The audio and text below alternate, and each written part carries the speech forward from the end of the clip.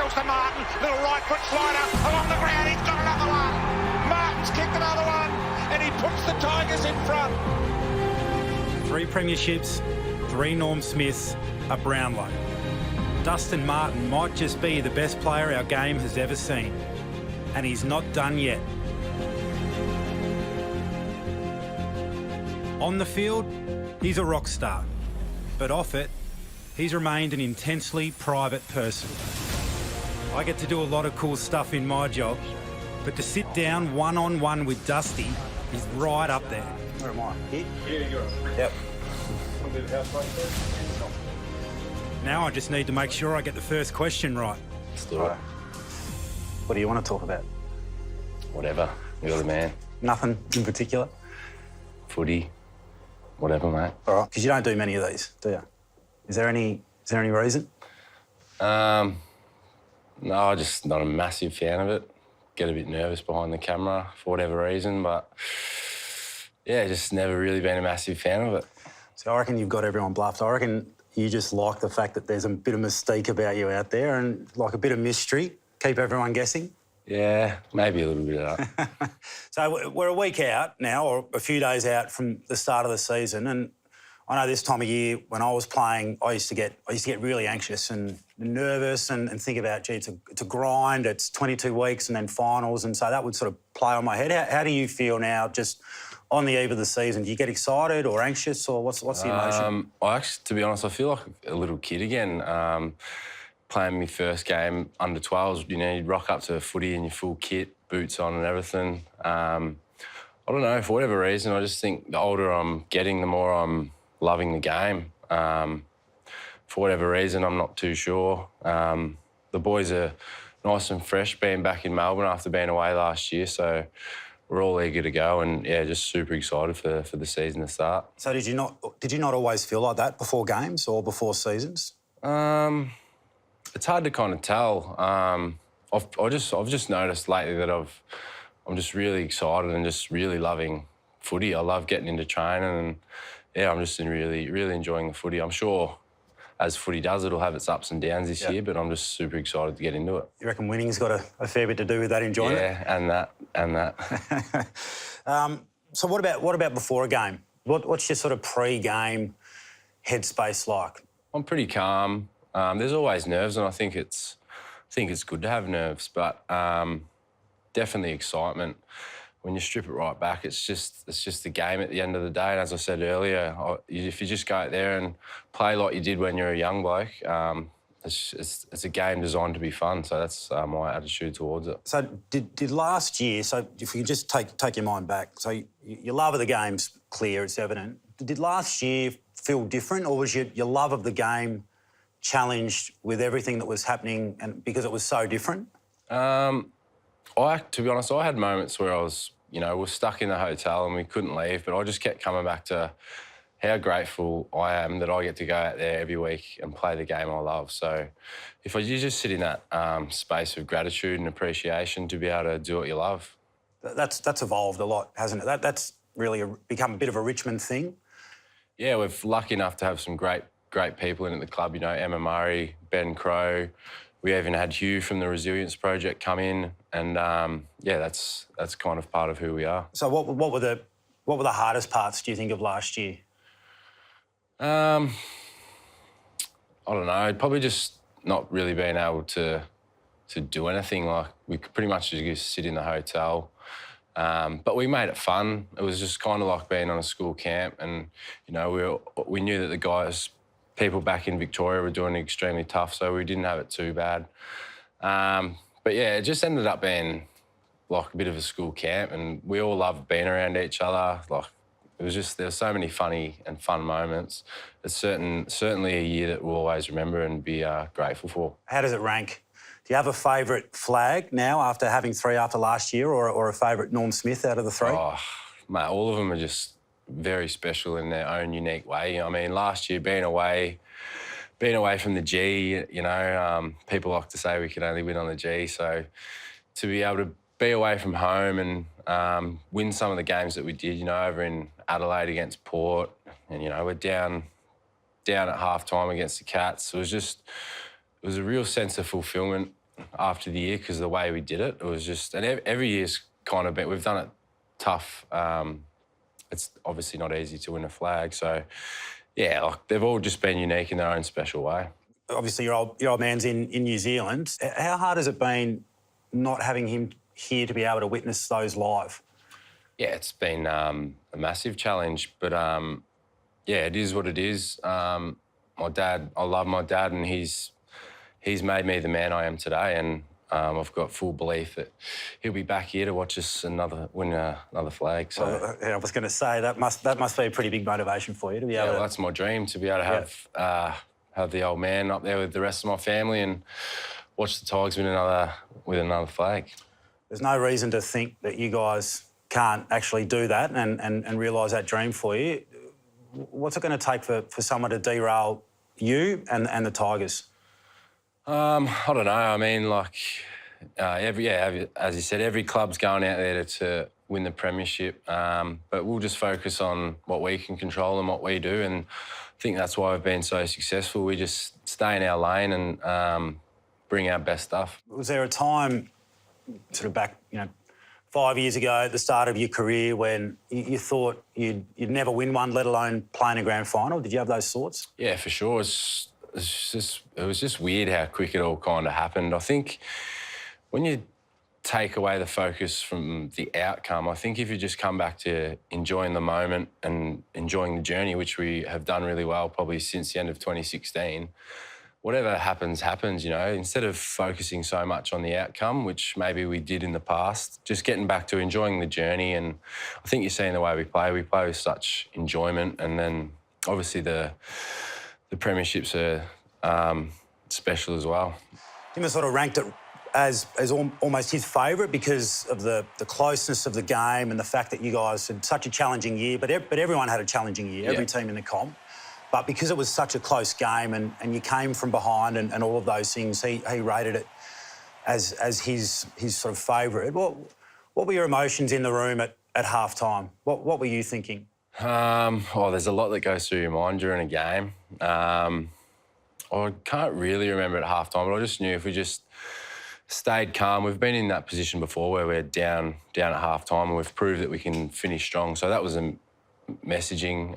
Just stick to what we're doing, stick to the process and, again, not worry about the outcome and just the grit that we showed to be able to come back. It was, to be honest, it was a very special one last year. So not long before half-time in the granny, I think a lot of us were probably sitting at home and thinking, gee, Geelong have got them here. They've got control of this game. It looks like Richmond's run might come to an end. And then, as you've done over the past few years, you bobbed up and you kicked a goal. And could you sense just before half-time that this next 5 minutes was going to be really important? Because you look like you just crave those massive moments. It's very hard. Like, footy's such a random game. It can be such a random game. You can't really plan what's going to happen. But, I think a bit like the game that night, we started a bit slow and we just built. And I just knew if I just kept calm and just kept being ready for the opportunity, when my chance came, I was going to take it. So is that what you're feeling? Are you just feeling calm, or are you feeling I've got to crank it up here? I've got to take my game to another gear. I try and always think if we're behind that, you got to do something. But I don't think it means you have to do a big outrageous act, because sometimes that takes you away from what you should be doing for the team. So, as I said, you just play your role, and then if it comes my way, I'll just try and do my thing. Like, we know you're a great player, but what's separated you from a lot of other players that have been great players is in those massive moments, you've just found a way to go to another level. And I know you said you feel really calm, but do you feel within yourself in those moments that if I get on a roll here, if I get cranking, that no one can go with me? Do you feel unstoppable out there? Oh, I've got a lot of self-belief, and that's what you play the game for, to be in those pressure moments. I remember I've been practicing stuff like that in the backyard when I was 5 and 6. That's why you play the game, for those big moments and to step up when your team needs you. And I just love it. Did you practice being anyone in particular? Mate, I was actually a big Saints fan. You're not going to say. I loved Robert Harvey. Oh, God. Obviously loved yourself, but... yeah, you had to say that. You're a big Lenny Hayes? Yeah, Lenny Hayes. Yeah. I remember when you got drafted, you said Lenny was your man.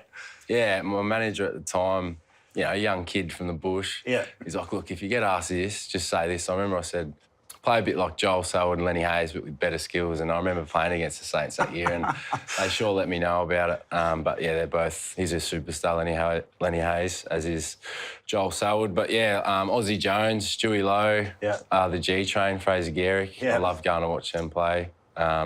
So yeah, I was out in the paddock as a young bloke. Mate, if only you could play for the team you used to go for. Saints we might have got across the line in 09 and 10. And the winner of the Norm Smith medal is number 4 again, Dustin Martin.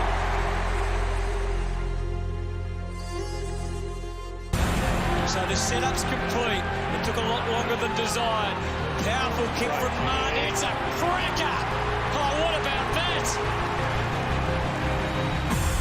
So Lee Matthews, who's a lot of people say is the best player in the history of the game. Did you hear his comments about you? I'll remind you. So he said, you're the only player that when they compare the two of you, he doesn't get offended by. Yeah, I mean, it's extremely humbling to hear these things from people, but that's just their opinion, and I try not to get too caught up in people's opinions, whether it be positive or negative. I just always come back to what I can control. Do you think you will ever reflect on that, or do you take moments now while you're still playing to just look back at the last 4 years and almost pinch yourself at times? Yeah, it's funny. Life moves so fast. I think it is super important to sit down and reflect on those things. I remember I was on the Goldie after the grand final, probably 3 weeks after the game. It was obviously been a big couple of weeks celebrating. I just went and sat out on the balcony where I was, and yeah, just took a moment to reflect on it and ring a few people from the club, send out a few texts. So yeah, I think it is really special to reflect. What do you say in those texts? Like, what are you thinking and saying to your teammates? Oh, just like, can you believe it? Like, there's just a lot of love. Yeah, it's just thanking certain people and just reaching out to teammates, just saying, can you believe what we just did? Like, how special was that? We spoke to Jack about this last week, and he actually proactively goes out and gets the remote, hits play. So he's got them recorded, and he wants to go and, satisfy his ego as he loves doing. But do you do that, or if it's on, you might just sit down and watch it? I actually hadn't watched any of the grand finals till end of last year. I hadn't watched 17. I had watched 19. I remember sitting out at a mate's farm where I was staying, and they had them on Fox Footy. They had them like saved. Yeah. And I was like, well, I'm going to chuck them on, and yeah, it just fills you with a great sense of pride. And yeah, I'm looking forward to the journey again to give it another go. What about leadership?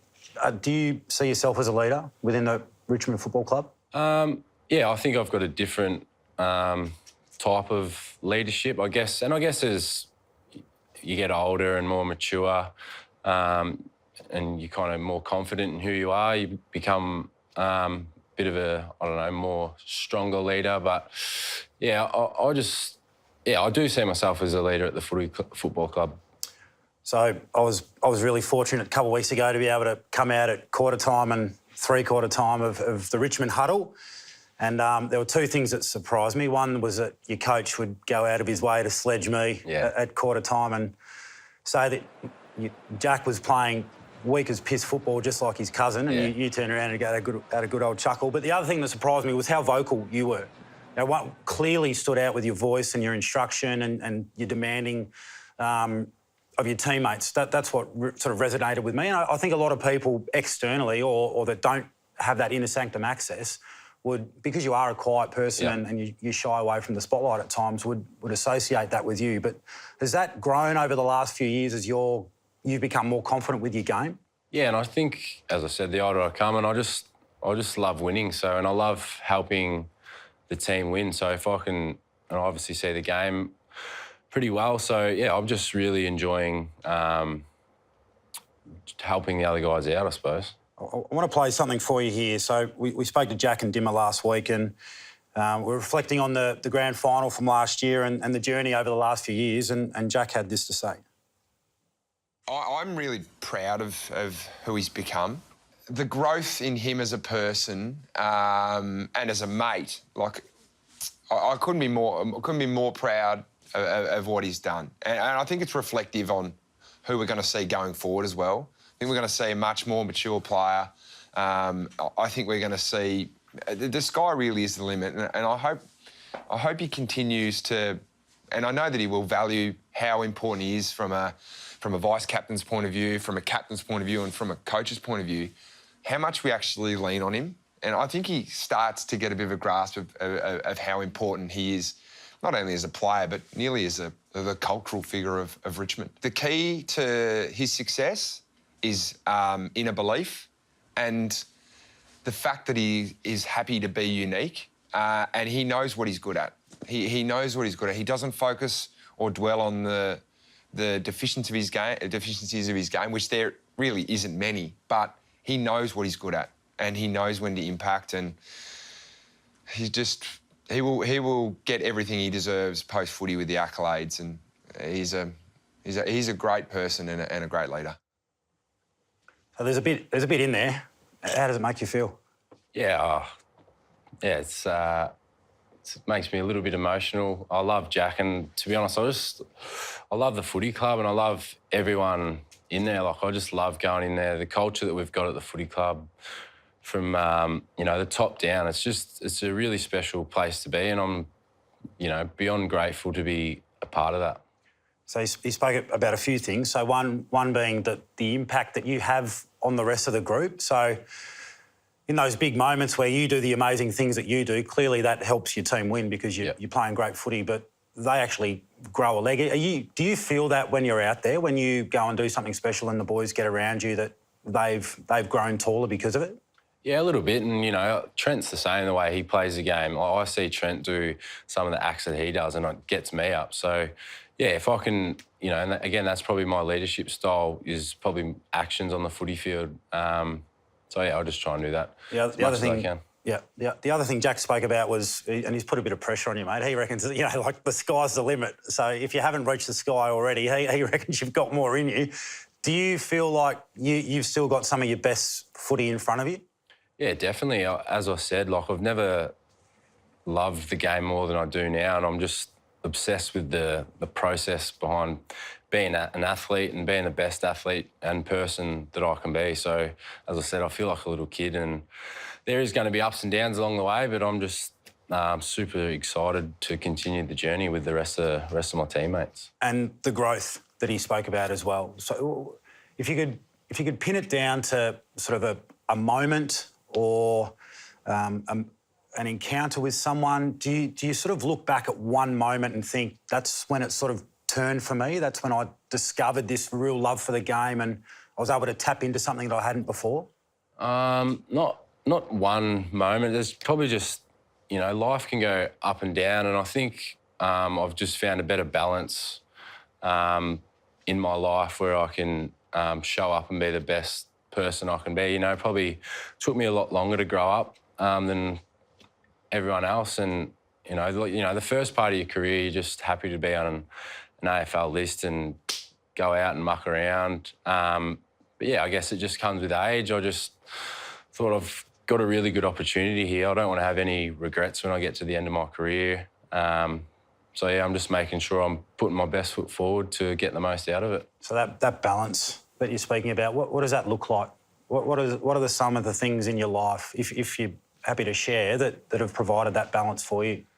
Probably going out less. Yeah. Just a bit of everything. It can be, like you don't want to party too hard because it might take away some energy to be at your best, not just on a football sense, but be the best in your life. Like, if you're going out too much, I don't have the energy to be able to be the best leader at the footy club. So it's a bit of that, and just, I don't know, just finding things that work for me and finding things that make me happy. Because you, from what I've been told by some of your teammates and your friends, that you become sort of much more into the mindfulness space, and the wellness side of the game as well, not just going out and getting a kick? Yeah, but I think it's just as much a mental game as it is a physical game. So I've put a lot of work into the mental side of the game. I've had great mentors in Emma Murray and Ben Crowe. They've helped me a lot, and so it's something that I value a lot, and I think it's really important. It's just as important to look after your mental side of your game as it is your physical, and that can keep you young. Everyone raves about Emma Murray. I've met Emma, aware of her work. What do you do specifically with her? What do you focus on? Just focus on kind of just becoming calm and coming back to what makes me great, I suppose, and not worrying about any other distractions outside of the footy field, I suppose. There's so many things that can go on in your head, but when you just come back into the moment, that's when you play your best footy. Yoga? Yeah, I've got a good friend who does some yoga with me. That's great. Everything, like even jumping down the ocean down at the Brighton bars. I find that like a form of meditation, bit of extra boxing here and there, just all these little things that can help you stay clear in the head. What about away from the game? You got a place in the country? Yeah. How often do you get up there? Is that sort of a mid-year thing, middle of the season thing? Just as much as I can. Whenever I get a little break, just get down there and, yeah, it's awesome. It's funny, I used to hate getting back into the country, but I've kind of done a bit of a 180 and I just really enjoy getting back out there and enjoying the simple country life. I was getting around in my cowboy hat the other day, so that was good fun. What do you like to do away from the game? So when you are in the grind of a season, how do you if you can't get to the country, what does an escape look like for you? Oh, during the season, as I said, it's just little things like getting down the beach for a swim, jumping in the steam room. I think it's important to socialise as well. You don't want to be too much work, not enough play. So, again, just finding that balance. I'm a bit of a hack of a golfer, but I want to try and get back into that. A few years ago, I was playing once a week and it's really good. Leave the phone in the car and just little things like that. A lot of people say they're not footy heads and like that's a fashionable or cool thing to say. Do you watch a lot of footy during the season? I was probably one of those blokes who it was uncool to watch footy, so I was like, nah, I hate watching footy. But yeah, as I said, the older I'm getting, the more I love watching the footy. I've been really getting into our girls' side. It's good to see them have their first win the other week. So I wouldn't say I watch it all the time, but I've definitely got a bit more of an interest in it. Do you have a favourite player? Yeah, Ali McKenzie. She's the #1 pick. She's a jet. What about after footy? What do you think life looks like for you? Do you have sort of any idea? Do you have any aspirations? Anything you want to get into when you finish playing? I don't know. It's a tricky question and it's something that you get asked a lot. And again, I'm still trying to find my way and what other passions I've got outside of the game. So yeah, I'll just keep playing around with different things and I'm sure that something will come to me at the right time. Your coach has been obviously a huge impact on you as well, another one of your great mentors. What about his gifts? Can you give us a bit of an insight? Because it's like we all from the outside, we hear about these themes and these gifts that he does every week. Have you got a favourite of the last few years that he's... Oh, there's been that many. I can't really remember which one would be my favourite. But no, that's something, it's something really special that makes all us boys... we really enjoy the gifts and he's always got a story behind it. He puts a lot of time and effort into it. We always he might give us his shirt. Like, for example, one game we had a Dennis Rodman shirt because he was so great at defence and, after the game we have a win and we're all getting around in our Rodman shirts. Like, it's something that we really value and appreciate all the effort that he puts into it. Yeah, that's awesome, mate. Well, thank you so much for sitting down with me. I know, there are going to be a lot of people out here that are going to take a lot away from what you've given us today. Is there anything you want to get off your chest, mate, or that you want to ask me that we haven't covered? I've seen you riding around Brighton in your pink Lycra of late. That is you, isn't it? Yeah, he got me. Yeah. Well, thanks for bringing that up. All good. Enjoyed it, mate. Thanks, mate. Thanks, Dusty. Appreciate it.